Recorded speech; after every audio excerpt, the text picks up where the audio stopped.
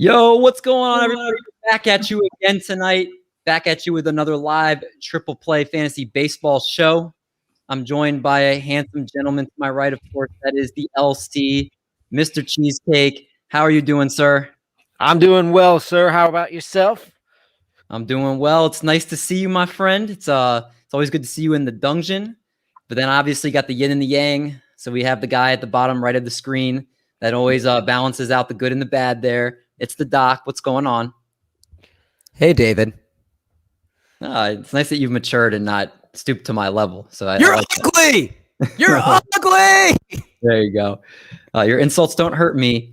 And I'm going to tell you what, the reason they don't hurt me is because there is a man that's right below me right there that I am so pumped to bring on the show tonight, wearing the famous pitching ninja hat, ready to give you some of the advice that you need. We welcome in a man that might roar because he's from the Rotosaurus podcast, if you ask him nicely. This Zach Plesakian owns numerous NFBC high-stakes titles and remains incredibly humble along the way. Ladies and gentlemen, he placed 10th in the overall in the 2019 NFBC main event, helps run Glarf, and has been called the strategy guru. We are now entering a consortium tonight as the two Daves have joined forces. We welcome in Dave McDonald. How is it going, my friend? Hey, good to be here, man. That was a hell of an intro, Dave. Appreciate you. Pumped to be here with you boys. Hey, man. Again, one of the most respected guys in the industry. I love all the stuff that you put out there. It's well researched. It's well backed. And I'm pumped to have you on just to help our listeners with a lot of these struggling problems tonight. And before we get into that, though, I gotta say, man, like, people are giving you a lot of problems about the Zach Plesac stuff. But on the same token, you were one of the guys that was also pumping up Randy Arozarena. And I think people were kind of skeptical of is it just a short sample size in the playoffs? Like, he can't hit the breaking ball, all that kind of stuff. But Randy Arozarena has really come on. And I'm going to be honest, again, like, for the most part, I usually kind of stick to my own processes, but I do listen to some others and just hear kind of what's behind their thinking. And I took Randy Arozarena in TGFBI because of what you and Jake were saying. And it's really starting to pay off. So I think you should definitely talk about some of that, because I think people need to hear that you're right about a lot of things too, and people shouldn't just give you crap about the one call.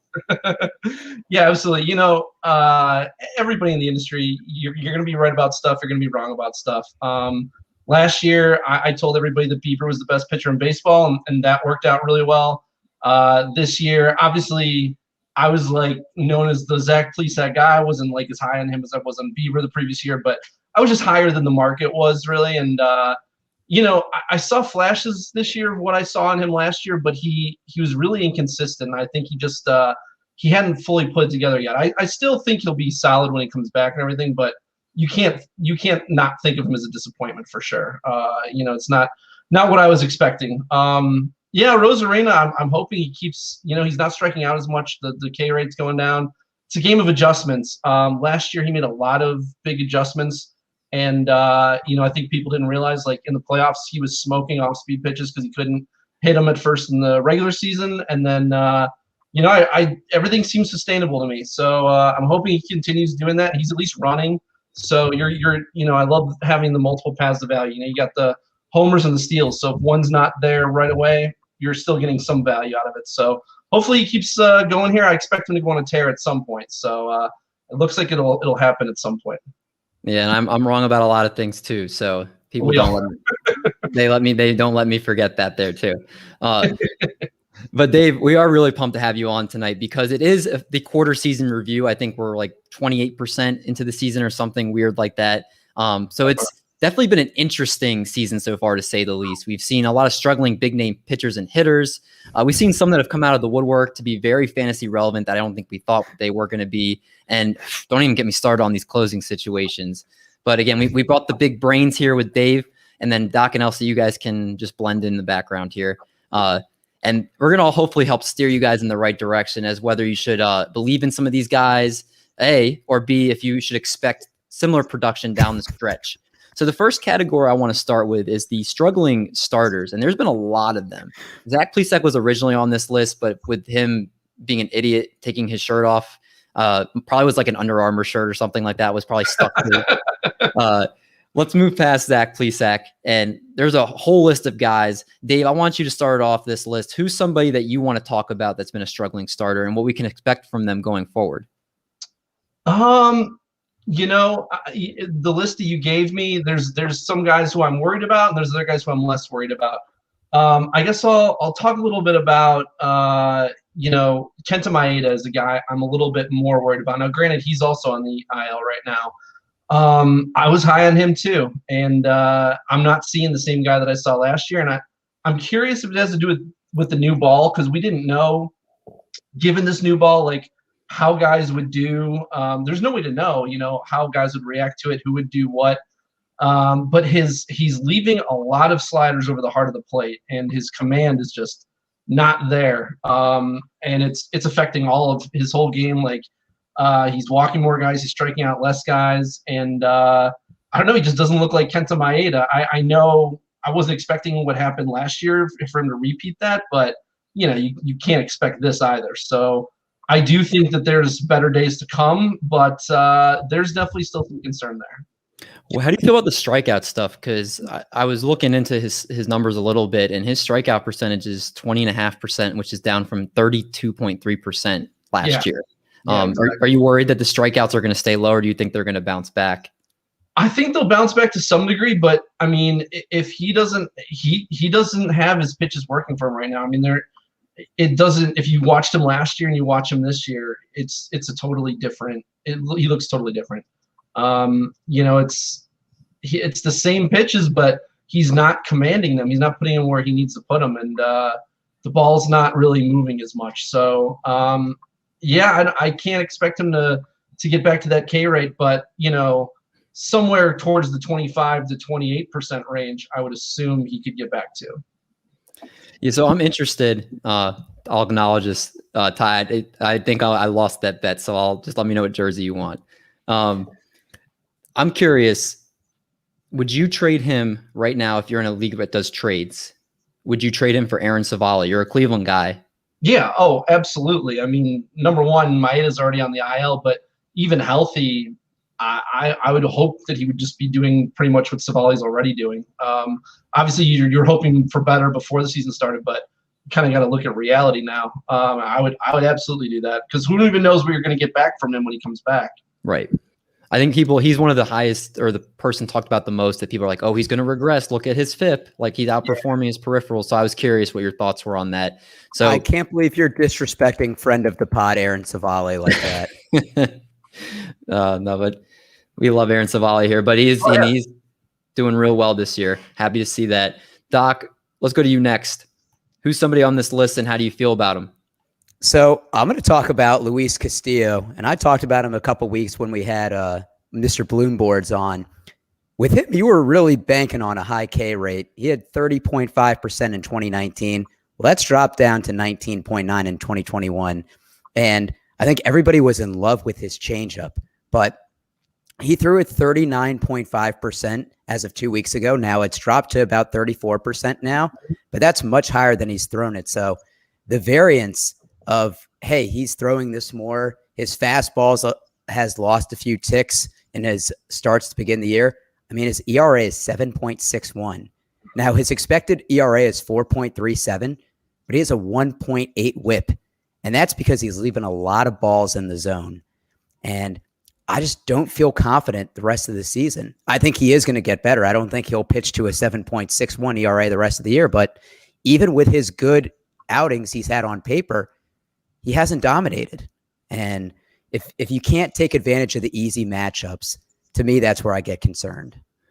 Yeah, I heard, Sarah's talk about that the vertical movement on the changeup is actually changed a little bit, and that he thinks that could be some part of it, and also the fact that the changeup speed is down a little bit as well. He referenced that he thinks that is probably what some of the problems with the changeup, because the fastball velocity is actually similar to what it was last year. Remember, it was actually peaked in 2020, but it was a shortened season. If you look before that, it's closer to what it's been.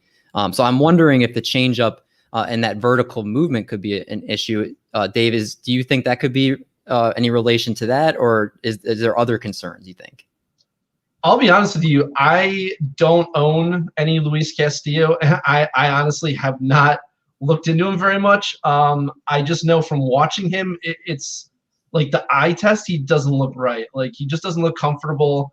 But I've never been a big Castillo guy simply because he's never been a great whip guy. And people drafting him as their ace, like I want my ace to be very good in ERA, whip, Ks, wins are random, but I don't care about that. But I need them to be good in all of those three categories if they're going to be my ace. And I just didn't trust him.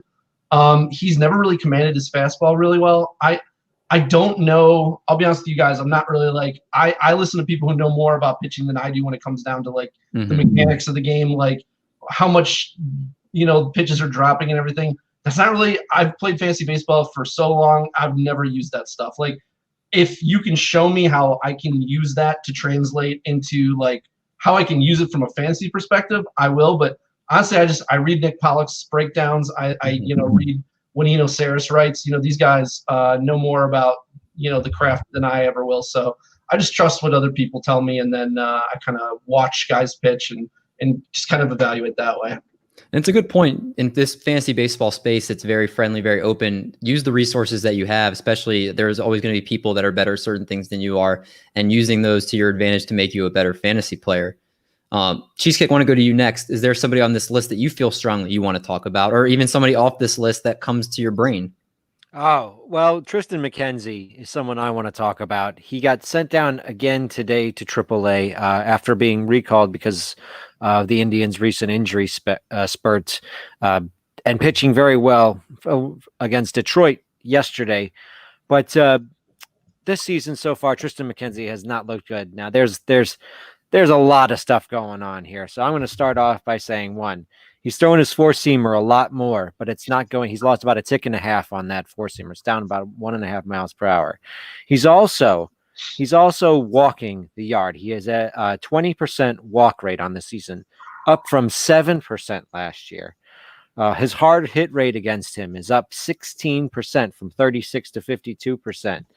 The launch angle is up on him. And his fly ball percentage is up, ground ball percentage is down. I mean, last season he was starting to lose some velo on that fastball as the season wore on. I'm not sure if this is some sort of a lingering thing from last season or what, but that loss in fastball velocity is really concerning to me. Hopefully he goes down to AAA and gets right, but so far he has not looked good. 20% walk rate is really atrocious. He's had at least 3 walks in every start except one. He's only given up 24 hits this season, and I think like 40 some innings, 45, 36 or 37 innings, sorry. But 24 earned runs because he has 33 walks.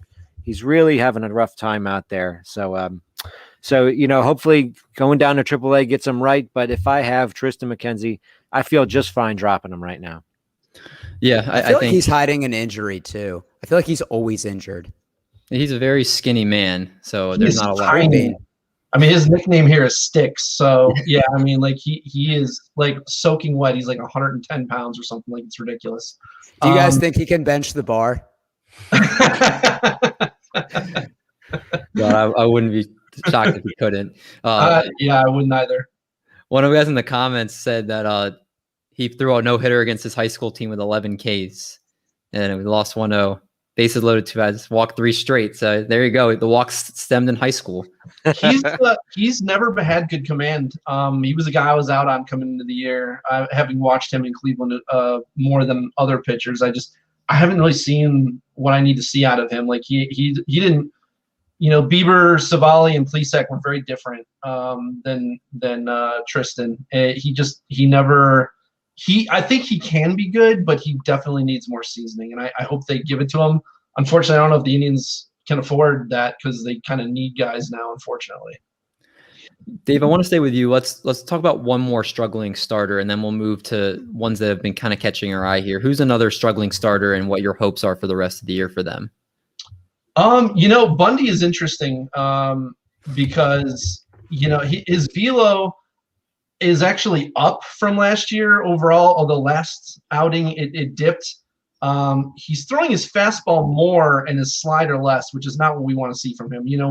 everybody knows with Dylan Bundy, like he's a guy who's really, really good when he throws his fastball less.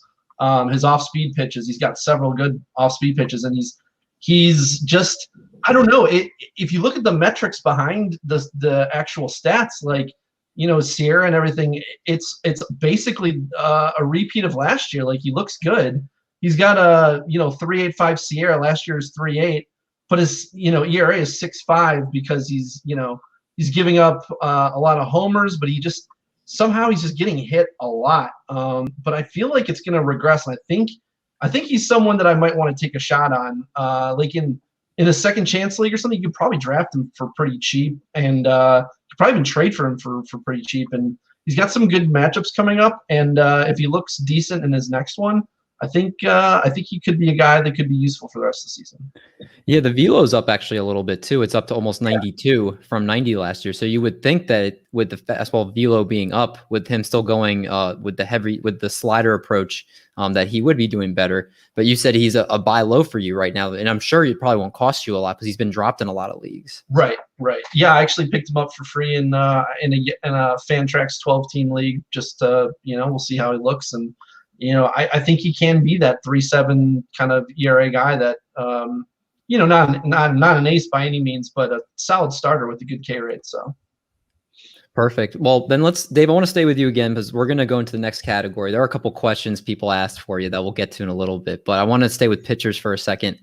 These ones have been kind of intriguing. There's the Tariq Skubals, Casey Mizes, the young studs with the Tigers. Kyle Gibson's looked completely different this year. Robbie Ray, John Means, Rich Hill, Garrett Richards, Adbert Alzolay, my heartthrob Dylan Cease, Carlos Rodon. The list just goes on and on from all these guys that have been looking really good. Dylan Cease is not in the mix with the others. You just want to make yourself feel better. No, Dylan Cease has a sub-3 ERA, or he did at least until the Yankees start. I mean, yeah, he's doing well. Yeah. He's doing well as we speak right now. At least last time I checked, he was. He's doing well, but David just wants to make himself feel better. You know, that's why us Dave stick together. So that's right. So Dave, pick somebody anybody on this list or anybody that's not on this list that you feel really strongly to talk about and how you feel about them. Yeah, I mean, I have both guys on this list and off the list, so we can just get started with Tariq Skubal. He was a guy who I was on early in the draft season, and then like as we approached drafts, I kind of was off him. So I have him in some early leagues, and then I backed off later. You know, anytime you pitch for a team like the Tigers or the Pirates, it's really hard to get value because how many wins can you really get on a team with that bad of an offense? The thing with both of them though is they pitch in divisions that are much weaker offensively, so it kind of keeps me into them a bit. And Skubal in the minors, he showed really good strikeout rates, and since leaving the rotation and coming back in as of the start of May, as you were talking about him before, my buddy Ryan Bloomfield, who you guys had on recently, he put out a tweet saying, you know, he's been his swing strike rate is up to 14%, his velo is up to 94.7 miles per hour, and most importantly, he ditched his splitter for his old changeup, which has really helped him. Slider's getting a lot of whiffs as well. He's not very efficient, so he won't go deep into games, but I think the strikeout upside there is legit.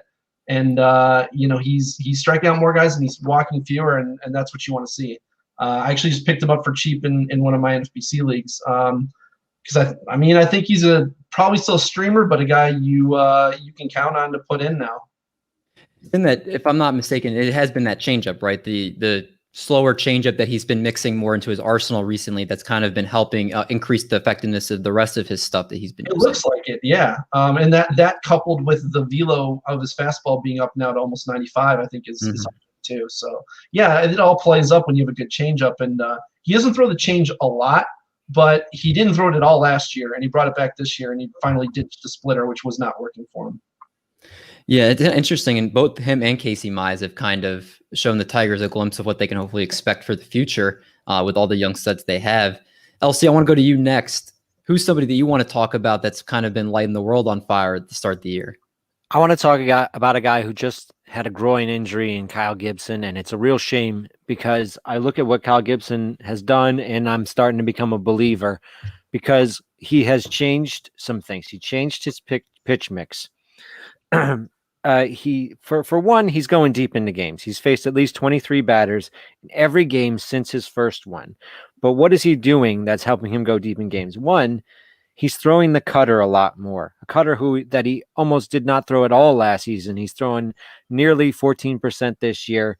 And that is actually his worst performing pitch so far. But the fact that he's throwing this cutter, all of his other pitches are performing better because he's able to drop down use on his four seam, drop down use on his slider, drop down use on his change, drop down use on his curve. Now, the cutter was a new pitch in 2020, and so he's using it now a lot more, and it seems like that is helping his other stuff play up a little bit. So the change has earned him some results, and so that as you talk to smarter people like Nick Pollock, you want to look for a change when you see results, and I see a change here with that pitch mix. Now, the injury is a soft tissue injury. These types of things tend to linger. Groins especially tough because, as Doc pointed out on the intro, these types of injuries affect every single athletic movement you do. So hopefully he can rest up and get back out there and be ready to pitch again soon. Yeah, it's definitely as a Twins fan, it's kind of shocking because he's been such a mediocre pitcher for so long, and you're very skeptical of. He's had stretches before where he's looked decent, but this actually seems like it's for real, and I totally agree. If he's anything back to like what he was before he got hurt, that's definitely an incredible value for anybody that has him. Doc, let's go to you next. Who on this list do you want to talk about? I'm going to talk about your drug, David, and that's Robbie Ray. Now, I didn't realize until a couple days ago that he's only 29 years old. That's younger than I thought. He seems like a pitcher that's like 32, 33. Feels like he's been around for a while, yeah. Yeah, but what we're seeing from him, his fastball velocity has increased. The past couple of years, it's been sitting around 92, 93, and this year he's topping out at 95.2, and that means he's been throwing it more. Typically, he throws it around 47.3% of the time. Now it's about 57.8% this year.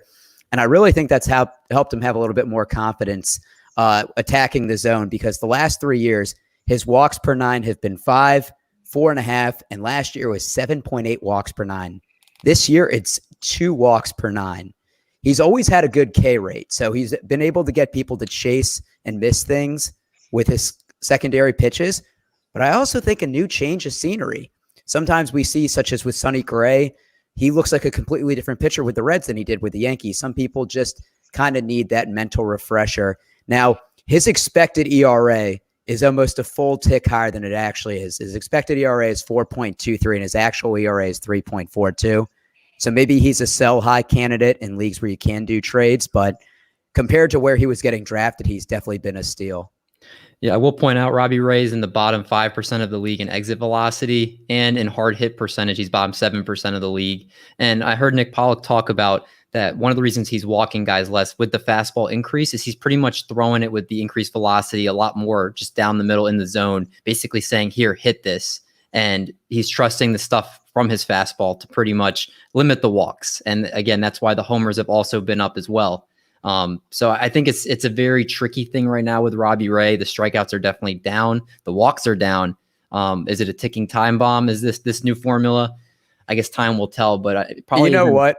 We talked about this literally a month ago with Steven Matz, and the first start after we called him a ticking time bomb, he gave up 8 earned. But then he goes against the Yankees and gets like 10 Ks in 7 innings. He's a very interesting pitcher. So Robbie Ray is going to have a bad start his next outing after this show comes out. Probably. Well, I was going to say he just pitched today, and I think he gave up 5 earned in like 4 2/3. There you go. There you go. It's clockwork. It's clockwork.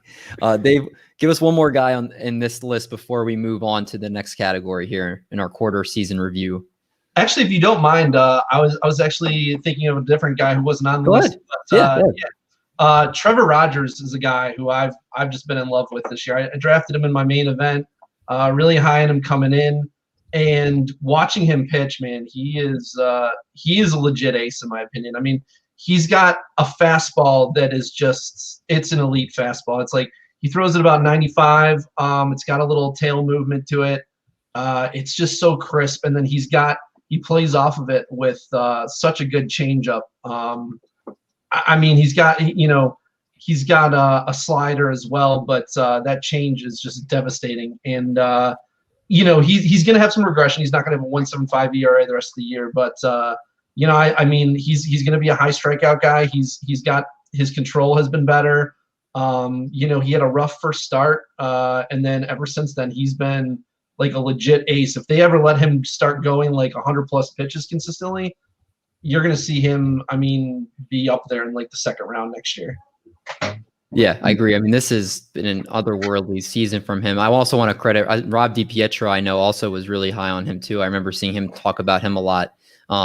He's been changing people's teams. Just that type of pitcher, as late as he was going, obviously he's helping you a lot as well. And our buddy Carlos is changing his. That's bold, Carlos. That's bold. Let's move to our next category here, and these are hitters that have just been absolutely awful, or for the most part, just borderline unplayable. And that's Kevin Biggio, Keston Hiura's, Andrew Vaughn's, Dom Smith's, Eugenio Suarez. There's even more. That's just some of the guys right there. Dave, whether it's one of these guys or another one, do you have any hope for any of these guys? Do you see stuff in their profile where you can maybe try to ride it out, or are they lost causes? Yeah, actually, there's one guy on this list I really like, and it's Andrew Vaughn. He definitely intrigues me. He's hitting the ball hard. He's making enough contact. Like he strikes out something like 26, 27%, something like that.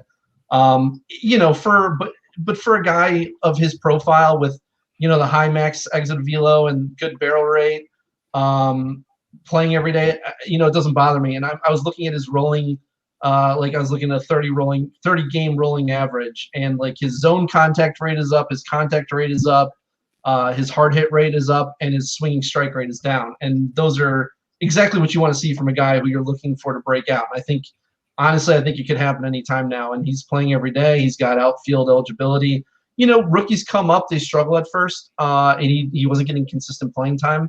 And now that I think he is, I think he's a guy you'll want to pick up before the barrage starts coming, I think.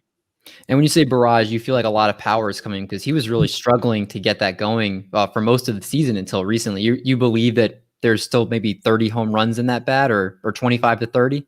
I don't know. Are we talking about like assuming he would have started the season like he is now? Is that what we're saying? Because I don't think he's going to hit that the rest of the way by any means. But I think he's a legit power hitter. I mean, his max exit velo is 114. His barrel rate is 12.5%. Hard hit rate 48%.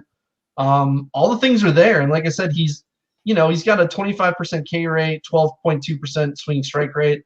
Those aren't outlandish for a power hitter. So I think he can definitely be like a 250 average, 25 homer, 30 homer guy at some point. So I like what I'm seeing. I think you can probably get him for real cheap, and I think he could pay off. I like it. Doc, who on this list comes to mind for you?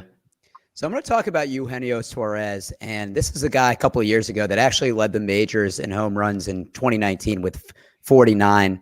And I think what we saw at the beginning of the season maybe was a little bit of some mental hiccups. I don't understand. Did David Bell ever say why he put him at shortstop? Well, he wanted to get, Jonathan India in the lineup, and that was pretty much the only place that could happen. Oh, I thought I was going to say, did he give a real reason? I think that sometimes plays a little bit of mental gymnastics, but there's hope for me. You know, he's homered 2 out of the last 3 days. David Bell put him leading off and hitting third base. I mean, this year he's hitting 149. He's a career 255 hitter. His walk percentage is down. It's 7.7 this year. It's a career about 11%. So I think moving him around in the lineup, maybe when he's can have a little bit more patience, see a little bit more at bats. I mean, right now they also don't have 3 of their best players, Joey Votto, Nick Senzel, and Mike Moustakas. So I think, look, the average is never going to be there for him, but the power is real. He's 29 years old. I think he just needs to get a little bit more patient at the plate. Hopefully playing his natural position at third base more frequently will help him focus on batting. So if he's available in your league, I'd scoop him or see if you can make a good offer for him. My concern with Suarez, though, is that he looks exactly like the guy from last year instead of the Suarez from 2019. His contact rate is down for a third straight season. K rate is up. The BABIP will improve certainly because he's at like a 150 BABIP or something. But he's just not looking like the stud from 2019. He looks a lot like 2020, and a lot of people thought that was just because of an injury. And now I don't know, maybe there is something else there. Maybe playing shortstop was messing with him, but he hasn't been playing shortstop. I think he's been playing third base pretty regularly for a while now. And I don't know. He did homer today for what it's worth, but he'll still give you some power. But if it comes with like a 200 average, I don't know how useful that is. It might not even be 200 at this point. I certainly think that there is. Look, David said we're 28% in the season. I'm looking at a little bit more of the underlying metrics. His launch angle is very similar to what it was to 2019. His barrel percentage is actually higher. I really do think. I mean, he started out the year ice cold playing shortstop. Well, Eric, let me ask you this. Do you think there's anything to be there besides power? Like he'll probably hit 30 home runs, but is there anything else there? I think you can expect a slight uptick in average and on base percentage. I mean, look, he's never going to be a 300 hitter. I think if he can finish at the year, but give me a batting average. What batting average? Dave said he thinks around like a 200 batting average. What do you expect his batting average to be at the end of the year? Yeah, 225, 230. That'd be a big increase because he's hitting 149 right now. Yeah. Well, it's up to 161 now, but it's still pretty bad. Excuse me. It's still under the Mendoza line, but yeah. Once again, there's a little bit more optimism for me that he'll turn it around because I think that Reds lineup, when healthy, is actually pretty good. Fair enough. We'll see how that plays out. Let's go to you, Cheesecake. Who do you want to talk about? I want to talk about Kevin B Gio, someone who I was off to start the season. He's now on the IL, I think. I think we talked about that in the intro, but he wasn't hitting well. He's part of like this new vanguard of style of hitter, guys who really wait on their pitches. They wait and keyhole on pitches that are produce really high batting average, really high WOBA. Max Muncy's an example. Kevin B Gio's an example. Christian Yelich went more in that direction. It seems like the weird part is that these guys swing like 35% of the time. So they really have to make the most out of their swings. But a guy like B Gio, I don't think he does enough.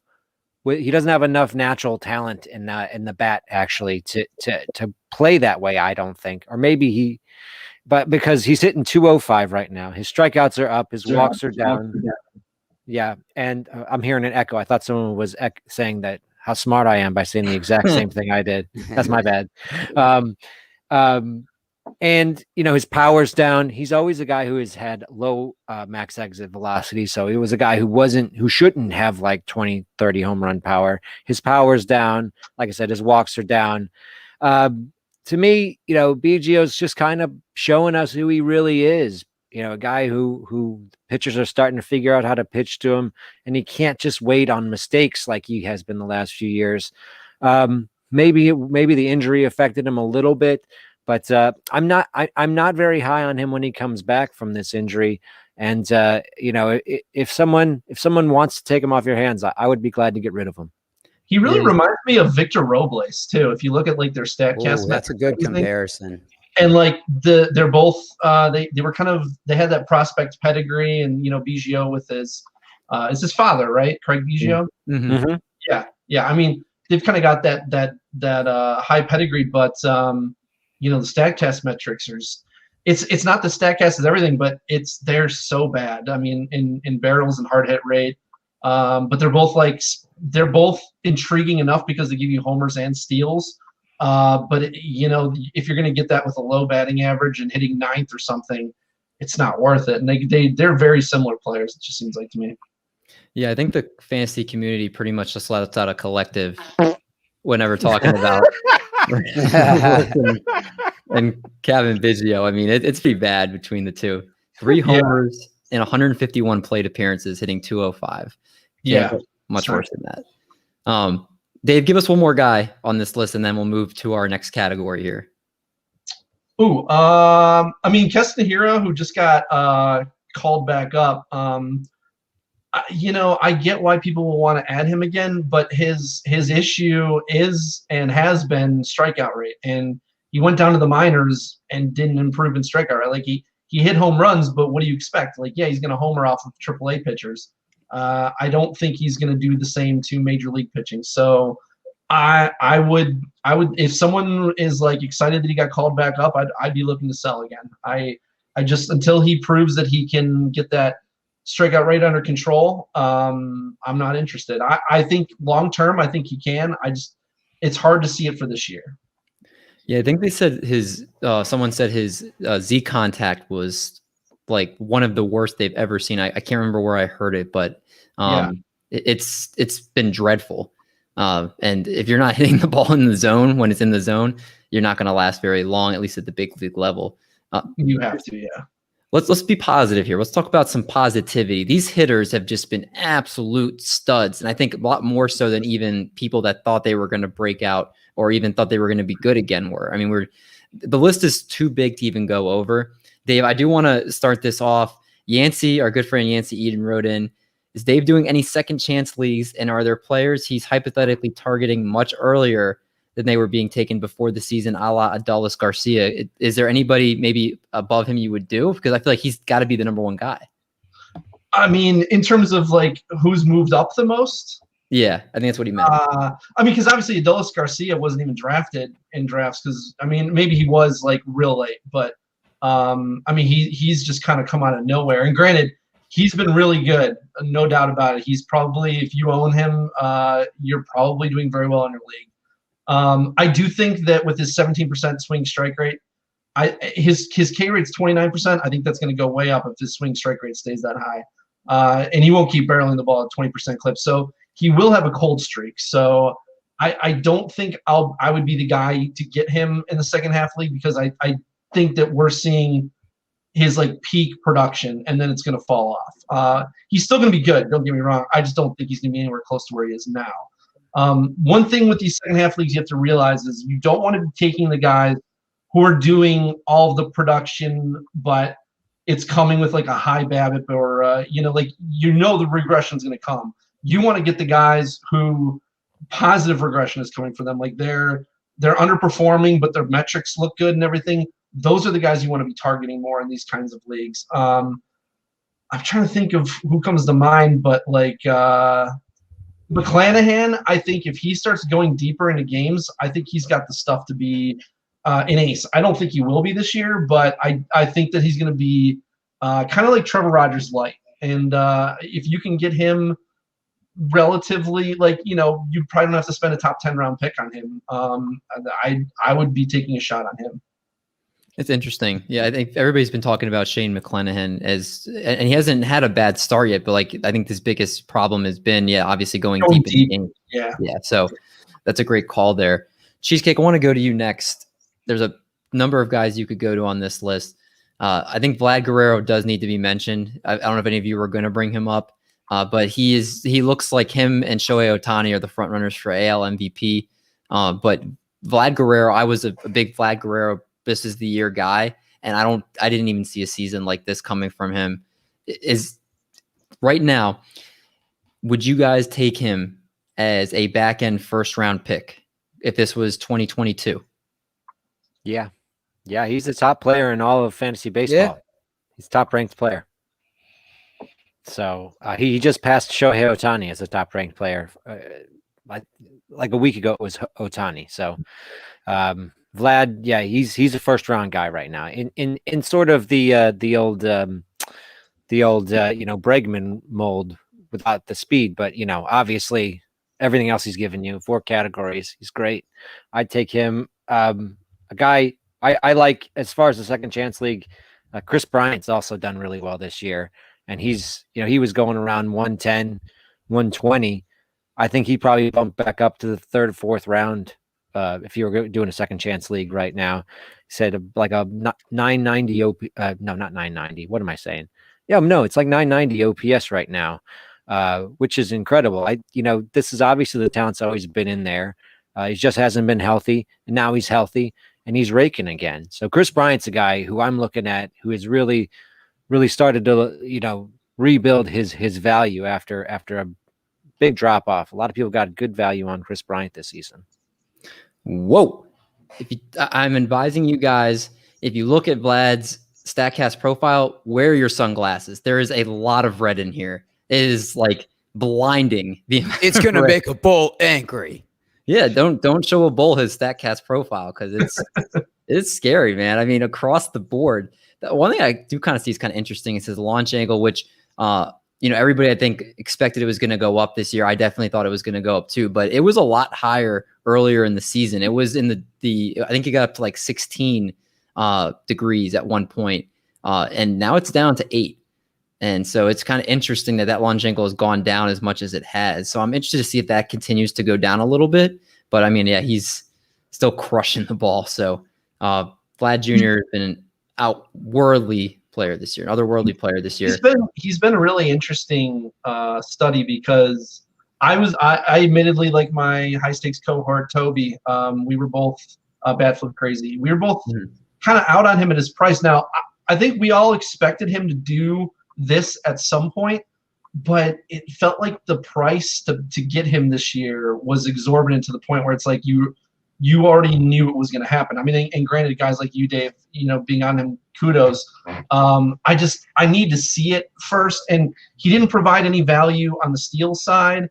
And I knew about the weight loss, I knew about the launch angle, but I've also seen that revert like in season. And you're talking about his launch angle already going down to 8.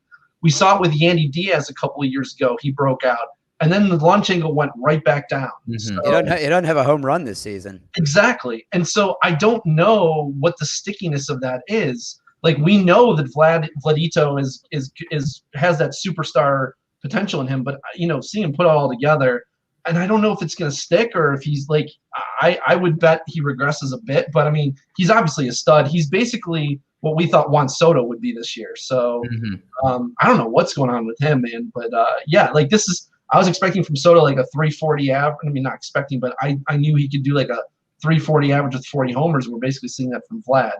But yeah, and it's the same thing with the weight loss. Like, I've seen guys talk about losing weight, and they do, but it doesn't necessarily help them. So I didn't know what to expect from him. And like Toby said, I don't think it's necessarily a bad process that I wasn't on him. But, it does feel like there's some FOMO there because obviously he's having a ridiculous season so far.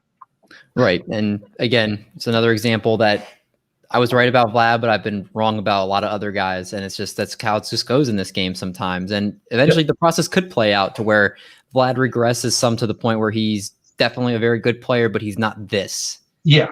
And so we'll have to see how that plays out. Doc, go ahead and give us somebody that you want to talk about. So I'm gonna give a guy that tortured me in our home league last week, and I still came out with the W. That's Jesse Winker.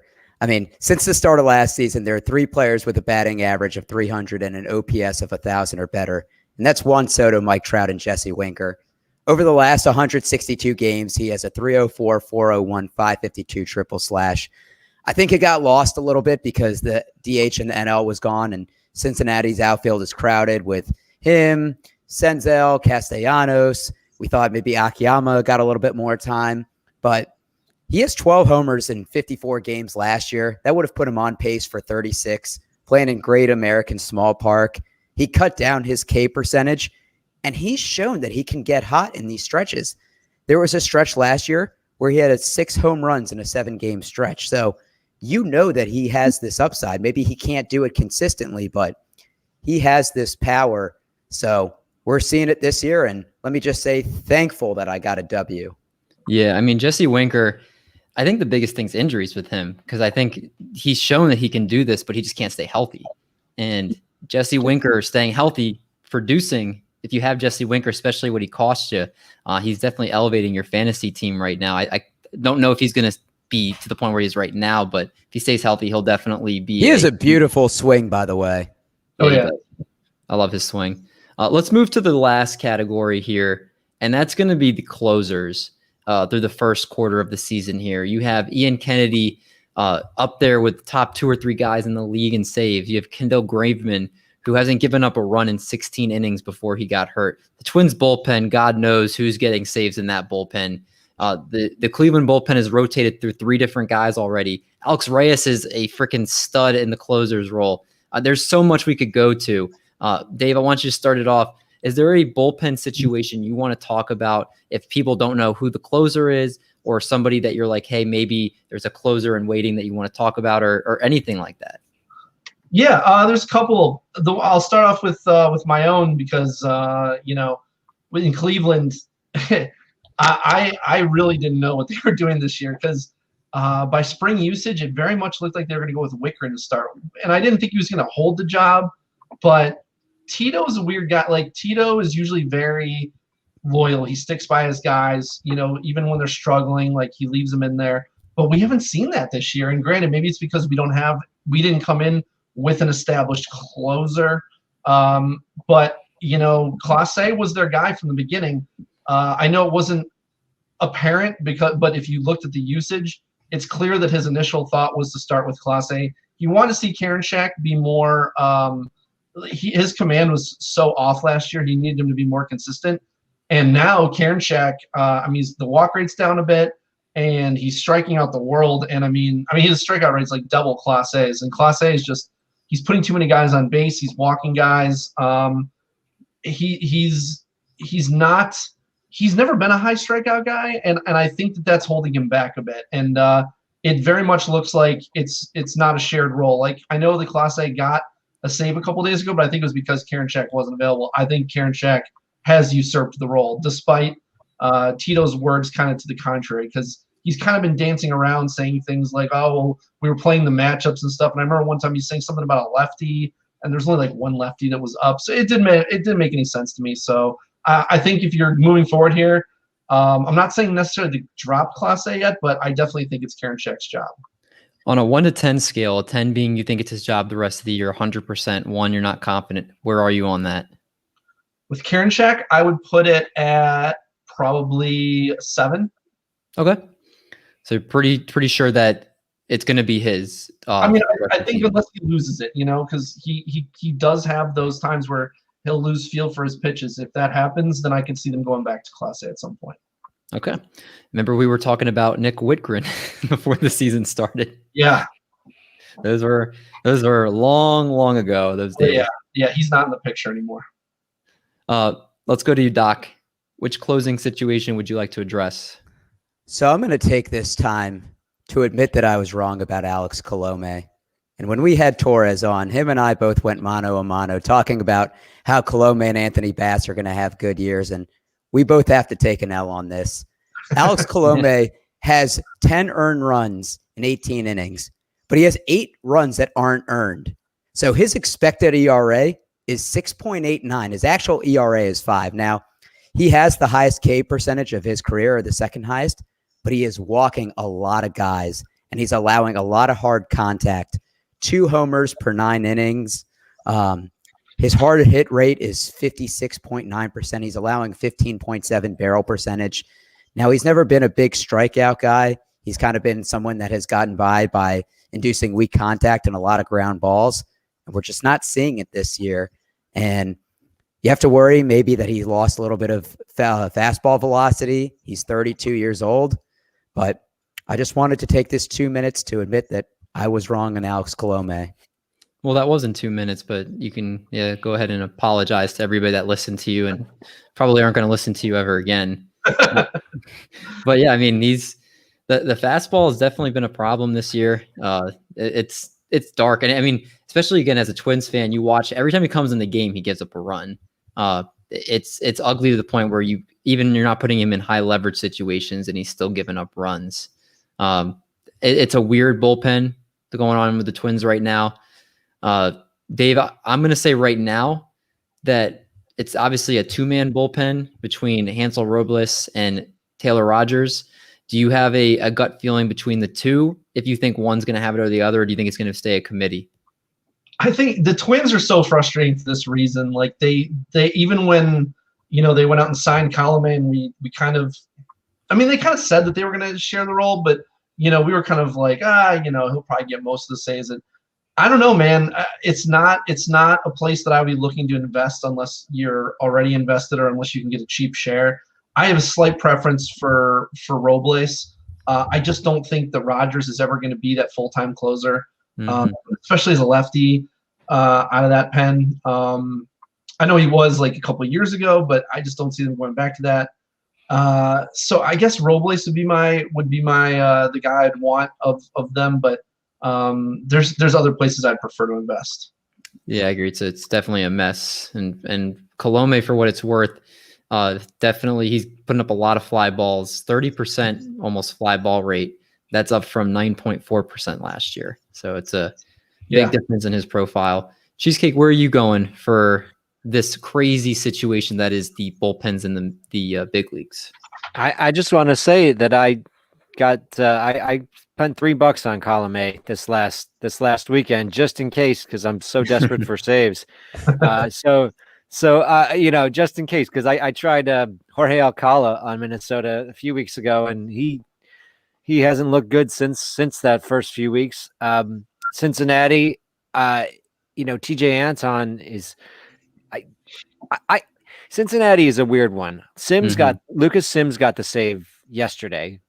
I've been waiting for him to have the job all season. Anton is a guy who I think that they envision a multi-inning role out of, but he's been getting a lot more of the save chances lately. So I'm going to jump around because I got no insight on that. And I'm going to go to Seattle and say, if someone dropped Rafael Montero in your league, maybe he's someone you want to spec on. He's still getting some high leverage. Rafael Montero? Ooh. Isn't Graveman coming right? Like, wasn't he just on the COVID IL? I think he's. I think so. Back in a couple was days, he? Right? Well, I think so. Montero's been getting saves. When he's been getting about a save per week. If you look at him, even though he doesn't have the full-time role, so he's someone. If you're desperate for saves, he might be able to help you. Get a few more saves. Maybe my memory of looking at his statistics is wrong, because I've been noticing he's been getting some saves lately. Maybe Graveman will be back soon. I did not know it was just a COVID IL I think so. stint. But Montero is someone who I'm thinking about putting in a small bid on, just to see, because like I said, he has gotten a few saves recently. I might have to look that up to make sure I'm right on that, but I think he's gotten some saves. Rafael who? Montero, buddy. We gotta bleep that out. That's a bad word around here. He's pretty hard to watch. Our buddy Brock's Monster Shot. Lots of situations where the secondary closer is really working deep leagues for sure. Yeah. It's definitely it's a messy situation. Dave, can you give the listeners one more bullpen to help make them feel better? Well, I'm gonna give you a couple, because Art needs some guys to pick up for potential saves. First of all, I think Joaquin Soria could be next in line in Arizona. Arizona's never really been committed to Crichton, and he's not very good. There's a reason why they're not very committed to him. Soria is a guy who has closing experience in the past, and managers value that, whether we do as objective fantasy players or not. I don't care whether someone has experience or not, but I know that the managers care, and that's why I care. We've seen it a lot, like Melanson. He's doing great this year, don't get me wrong. But when he went to San Diego, I saw people like Eno and stuff saying that Pomeranz is the closer. And I'm like, I don't think so, man. I think it's going to be Melanson, because he's got that closing experience. And San Diego had chances to give it to Pomeranz and never did. Managers just tend to go back to those guys. Soria was a guy I drafted a lot in like draft champions, because you can just hold him, and at some point he could get saves. So I think if you're looking for a guy to pick up, he's nothing special. I mean, he's not like talent-wise, he's not great, but I think he's just good enough that he could hold that job down for a while, and Arizona's actually winning some games. Another situation that makes me sad, because they didn't go to in Kansas City, another AL Central team here, they didn't go back to Stallmont for the save after he had a little blow-up and a non-save opportunity. I hate when managers do this, man. They put a guy in a non-save op, and then they blow up inevitably. And so you not only do you have no shot at the save, but then your ratios get tanked. And then he might have just lost his job, because Zimmer has been pitching pretty well lately. He doesn't really have closer stuff, but he seems to be the guy that they trust the most right now. And I'm a little afraid that he might be usurping that role now from Stallmont. We're not at that point yet, but he's a guy, if you need to pick someone up, hold him for a couple of days or a week and just see what happens. Zimmer's a guy I'd be looking at. It's an interesting call. Again, everybody was talking about Josh Stallmont, but that Kansas City bullpen has definitely been really questionable at best. And I'm sure he's available in a lot of leagues too. So that's going to help a lot of people out right there.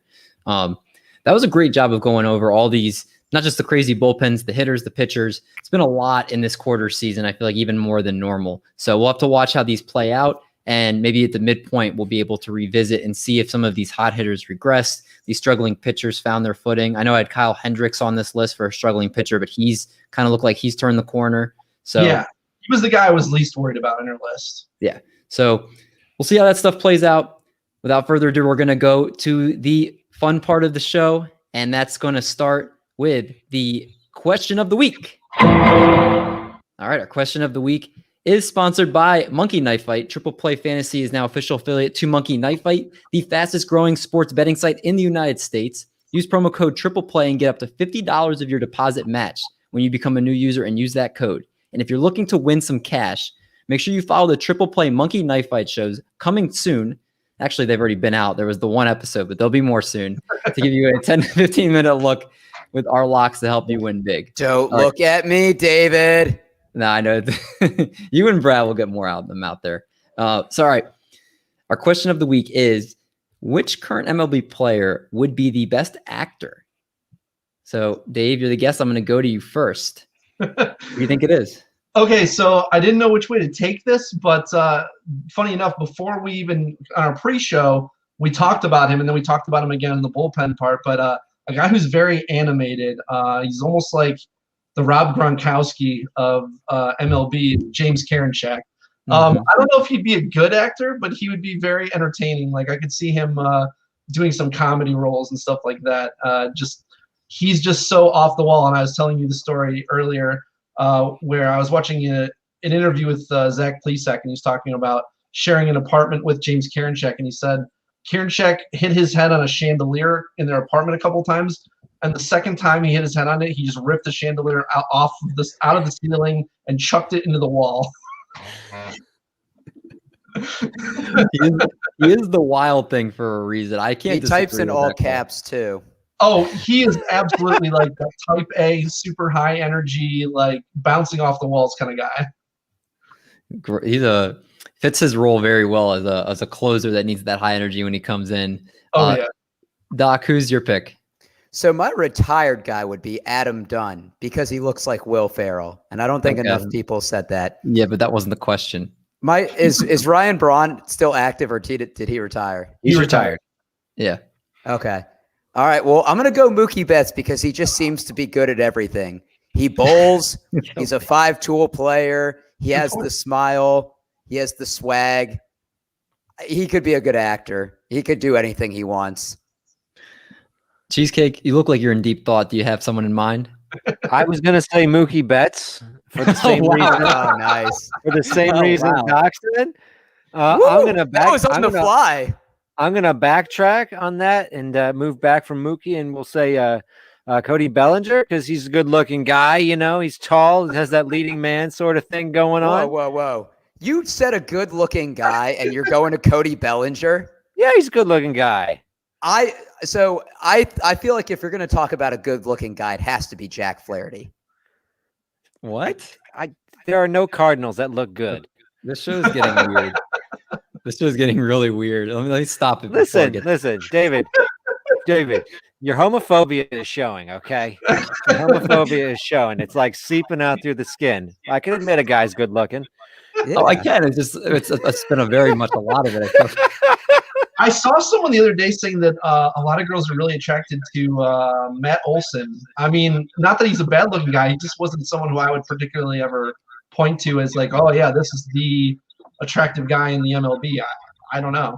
That's going to be our next. That's going to be a future question of the week. Who's the most attractive player in the MLB? And David will answer. I can see it. Are you looking at a picture of him? I am. Okay. Yeah, I'm live looking and judging the attractiveness of Matt Olson. So wait, is it bad that I drafted Jack Flaherty for part of the reason that he's an attractive guy, and I feel like attraction exudes confidence? Like, you want a pitcher to be confident. I don't know if anybody is more confident than Lance Lynn, and he is one ugly dude. That's a good point. I don't know. Lance Lynn has that rugged, I could down 10 beers and pitch look, which some people can find kind of hot. That dude is like pouring buckets of sweat before he's even taken the mound. Like, I don't know. We're gonna stay in LA, and I'm going Clayton Kershaw. One, because he's an attractive male. So No, he's not, David. Oh my we'll get that gosh. out of the way. You took this joke way too far. But You two, guys have very different taste in men. At least it doesn't get in the way. When you guys go out looking for other guys, at least it doesn't get in the way. You guys are, attracted to different dudes. I know. I feel like our Good standards thing aren't we very both good. have girlfriends to cover it I up. feel like our standards aren't very good here, but I'm only also saying this because he was in what's the show called? Oh my god, he was in the show. It's Entourage. He was in Entourage. Clayton Kershaw was? Yeah, he was in at least one episode. Was So he? he's it was one of like the earlier ones because I remember seeing it. It's like when he was like really young, like one of his first years with the Dodgers. So he looked even handsomer in the role. So he's a dual threat, handsome and in Entourage. So I think that will win that question. See, now he's trying to compensate because you called him homophobic, Art. Yeah, I know. And he goes calling Clayton Kershaw handsome. There are way more people that deserve it than him. yeah.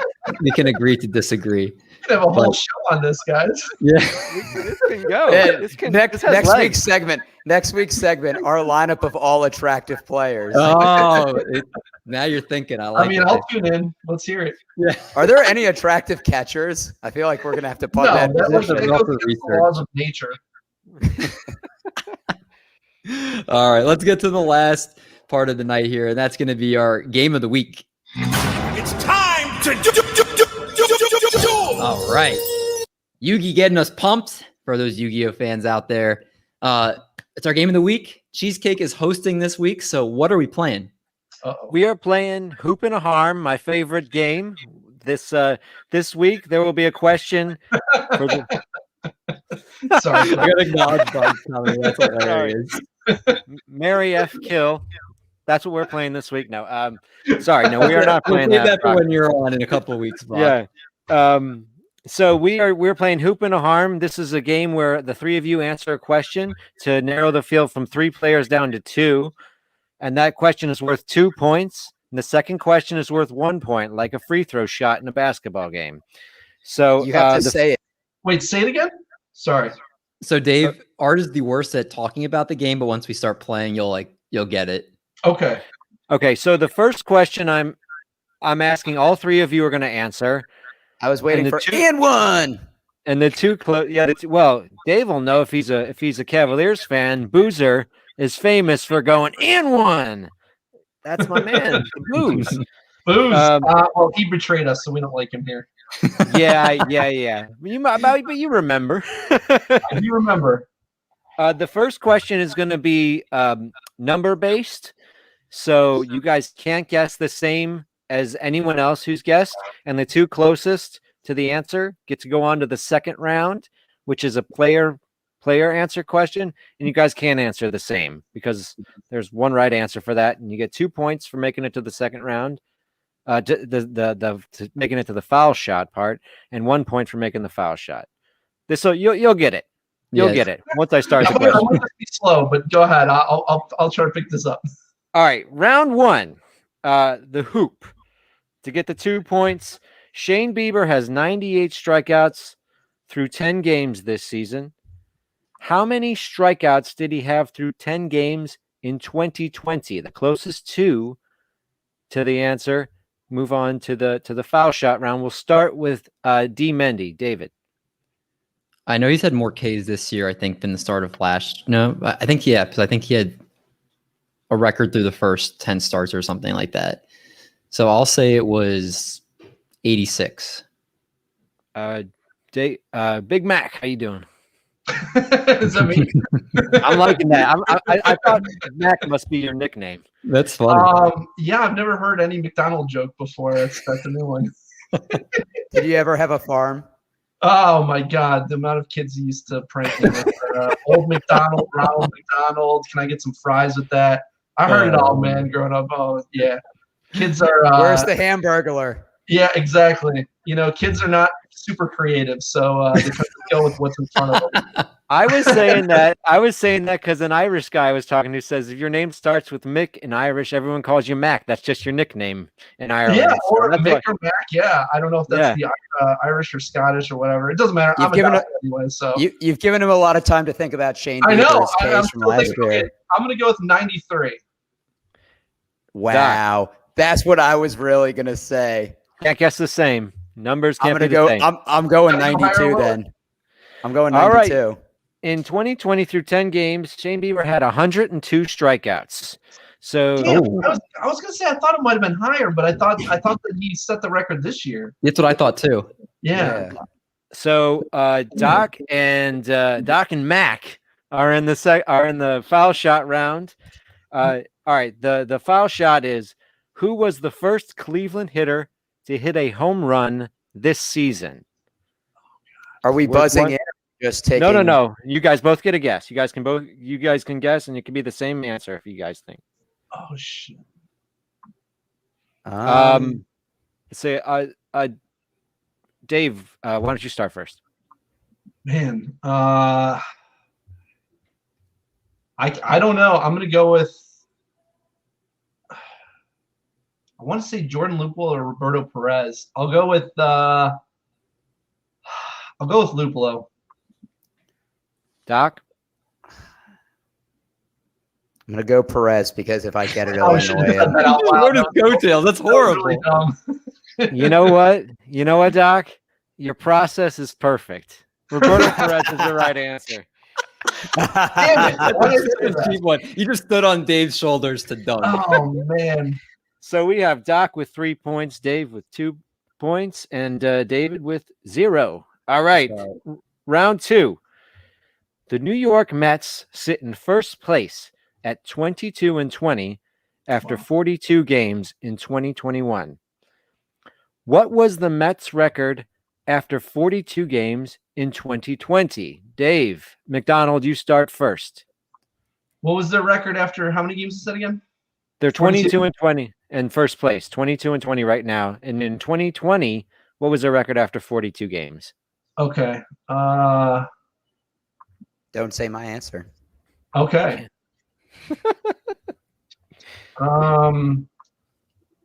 Let's go with 17-25. I'm gonna go Doc? I'm gonna go 19-23. And David. I'm going to guarantee me the 2 points and go 18-24. The correct answer is 17-25. Oh, look at that. That's Yeah. pretty good. Nice. So Wow. the two closest are Dave and David. You can call me And Mac, that's fine. I'm good with that. Mac, I don't know if no one calls you Mac. I don't No. I mean, I get D-Max or D-Max. Yeah, it's cool. Mac has 4 points now. David has 2, Eric has 3, but the foul shot, who is the Mets leader in runs scored this season? We are going to start with Mendy. Oh, Jesus. God, they have Who like the a whole, fuck is like that? half their lineups AAA right now. I know. I'm trying to think. Who's stayed healthy in their lineup? I'm going to say it is. Even though he's hurt, I'm going to say it's Jeff McNeil. Mac, I'm going to go with Lindor because he's stayed healthy and he's hitting towards the top of the lineup, even though he hasn't been very good. the correct answer, Pete Alonso.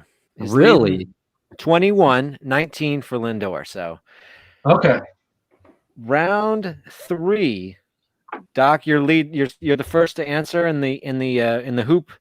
Isaiah Kiner-Falefa on 15-team Yahoo Roto leagues is the what ranked overall player this season? Closest to move on to the next round. Isaiah Kiner-Falefa. He does have a lot of steals. He was catcher eligible last year, but that's besides the point. Do they rank by position somehow? Like, is that weighted in there? It's Yahoo, so he has catcher eligibility. I mean, He does does. that like increase his ranking because he has catcher eligibility? You know what? I want to say it does. I'm not sure how Rasball does their player rater, but I want to say it probably does. Is he third base and shortstop eligible in Yahoo as well? Stop stalling and just answer the question. No, it's going to literally help you. Yeah, I don't know, but I know he still has catcher eligibility because I've heard that talked about. All right, I'm going to go 21. 21st T-Mendy. overall player. Overall player, yep. He's not that high, I don't think. That could be. Stop could be wrong. stalling. I'll say he's. I could be way off base. I'm gonna say he's like 56th.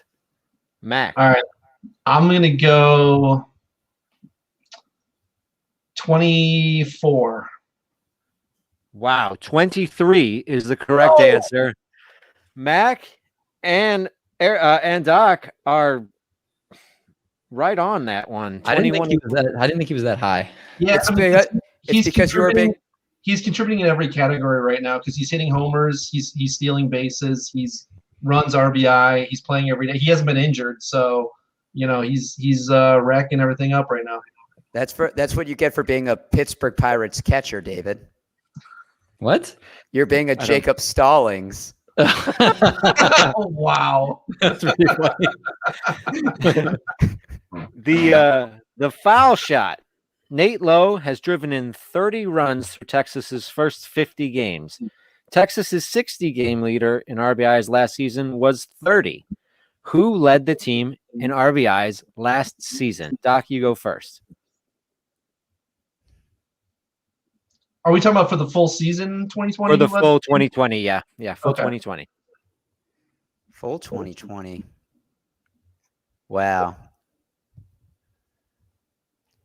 I kind of want to say a joke answer like the ghost of Adrian Beltre, but I'm going to go Rougned Odor. I know that's wrong, though. Mac? Man, I'm trying to think of who left there because I'm sure it's probably someone who's not there anymore. That's what I was thinking. But I can't remember I'm not good at this stuff on the fly, but I'm just gonna go with Joey Gallo. It's an obvious answer, but I don't know. And Doc's process is right again. Rougned Odor led the Rangers in RBIs with 30 last season. Wow. Yes, That's crazy. yes, sir. I knew Gallo was too obvious. I was like, yeah, that's all I can think of though. So going round 4, going back to St. Louis. How many rounds do we have? 8. Let's not do 8. How about we do 5 for time purposes? Okay. Round 4. The St. Louis Cardinals are in first place at 27 and 22 right now. In 20, We got Brock in the chat, so Brock's gonna play the game too. This looks familiar. All right, I'm turning the private chat on so I don't see. Yeah. I'm okay. won't look at it till after. Round 4, the St. Louis Cardinals are in first place at 27 and 22 in 2021, on pace for an 89-73 overall record. But what is the St. Louis Cardinals' worst winning percentage of all time? Closest to move on to the foul shot. David, you go first. Their worst record? Worst winning percentage. Their worst winning percentage. Because they didn't always play under 62 games. So You must have gotten joy looking at this question. so much joy. Yeah. So much joy. I'm gonna say 440. Okay. Their worst Mac? ever? Worst ever. Yep. Huh. Whose turn is it? Sorry. Yours, Mac. Oh, I'm gonna go with 340. I'm Doc? going 380. 440 is the worst winning percentage ever. Seems way too high. The Cardinals have been like not like horrible for as long as I can remember, and maybe that's Bro, it takes one bad year. we'll see. And they've also been around since 1882. So That's true. in 1897, They had a 221 winning percentage. I'm just throwing the game away right now. We should have figured that it. We should have figured it would have been ridiculously low. Back glory days. I didn't have to go that low. He started at 440, so all I did was go lower than that. You guys are welcome for that. You suck, David. All right, the foul shot. Who is the Cardinals leader in extra base hits in 2021? Start with Mac. Cardinals leader in extra base hits. Who stayed healthy? I'm gonna go with Tommy Edman. That is the right answer. As much as I want to say Arenado, I know it is Tommy Edman. He can't say that, can he? No, you can. You can say the same answer in this round. You already wrote his coattails once, Eric. Are you gonna do it again? It is Tommy Edman's the right answer. As much joy as I'm going to get out of this, dog, Nolan Arenado's the right answer. Oh gosh, I take so much joy God, from that. Great. Right? oh my god, That was absolutely stupendous. At least we know he's not cheating.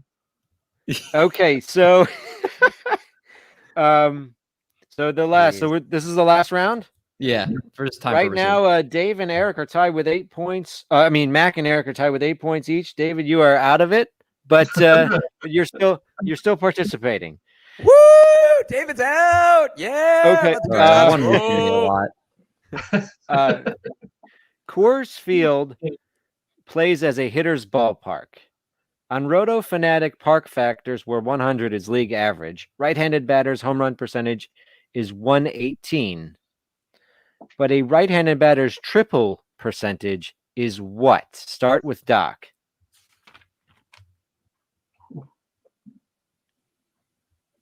He's like, how do I even answer this question?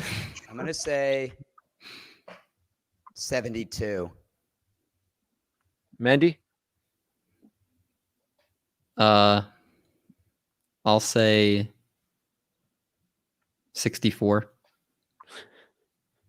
Mac. I'll say, I think it's really high, actually. I'm going to say like 175.